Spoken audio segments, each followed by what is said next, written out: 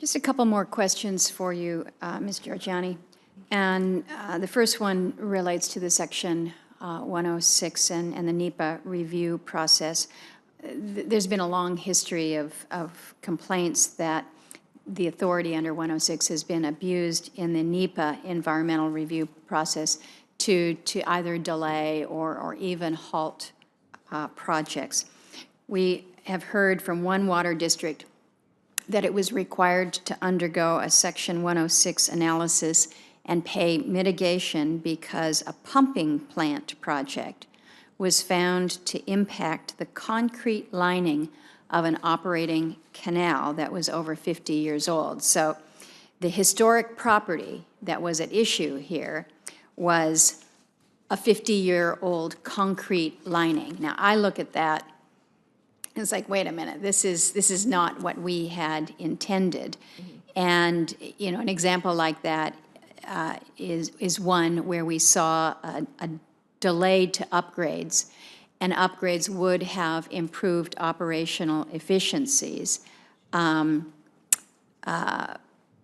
you know, when you engage in certain processes that add unnecessary or perhaps unreasonable cost to a project, oftentimes you look at them and you say it's just not worth it to go there. In light of some of the recent efforts by DOI and the U.S. Forest Service to streamline the environmental review process, what role do you think that the Advisory Council can play to facilitate a more streamlined review process, still give the important input that is needed, but making it more streamlined, more efficient, and really make sure that these projects are completed in a timely fashion? How do we move forward with this and address the concerns that have been expressed? And this is just one example, and I'm sure you are familiar with a great many. Mm-hmm.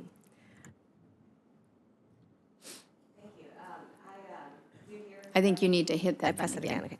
I do hear several of these types of anecdotal, stories related to Section 106. The intent of Section 106 is certainly not to prevent progress such as that. It works to seek solutions, and it's with collaborative public input and with stakeholders. So to me, it's important to get such information very early on in the process, have better information available early in the process, provide, perhaps it could be a training issue too with regional staff of agencies or local staff of agencies to better make efficient this process. If a project is proposed, Section 106 cannot stop it. We need to look through the lens of that this project is going to go forward. What we need to do is address the issues at hand, see what we can do about them, and work for the sake of the American public on making sure these deliverables are reachable. Well, and I think the concern is you state that 106 can't be used to say go or no go on a project, but the practical reality on the ground is that if a project is delayed unreasonably, all that does is add to the cost. And so the decision is made not coming from the Advisory Council to stop it, but the decision is made, look, this is just more trouble than it's worth, and ultimately you miss out on, again, the opportunity to provide for what would be those operational efficiencies. So this is something that I know that you're aware of, but I do think that when we look to the importance and the value of the council and what your role will be, it is to look very directly at these to see how the process can be made more efficient, more streamlined, and really more workable. Let me ask you one more, and this ties into issues of national security.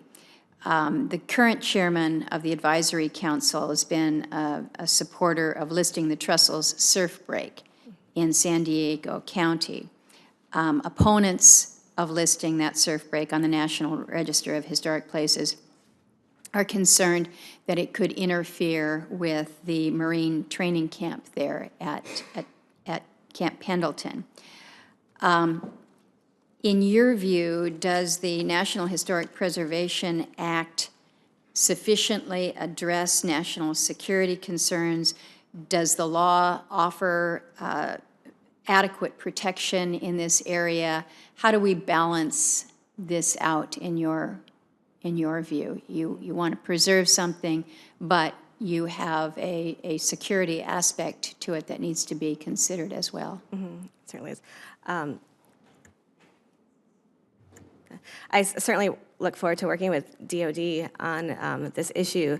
It appears that the National Defense Reauthorization process annually does touch on certain issues related to national security and listings of the National Register.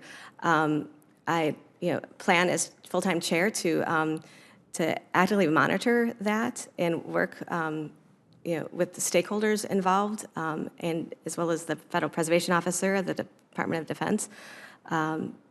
It's not something I have been working on, of course. So if confirmed, I certainly look forward to looking into this further. Well, I think this may be one of those areas, again, where we haven't had anybody in this position full-time. We haven't really infused the advisory council in a way that that allows for more of the ability to really weigh in and provide that level of guidance. And my hope is that now that this position has been elevated, you are in a full-time role, that whether it is with the NEPA review or whether it is the national security initiatives, the expectation is you will provide for that level of review where appropriate, and really have a voice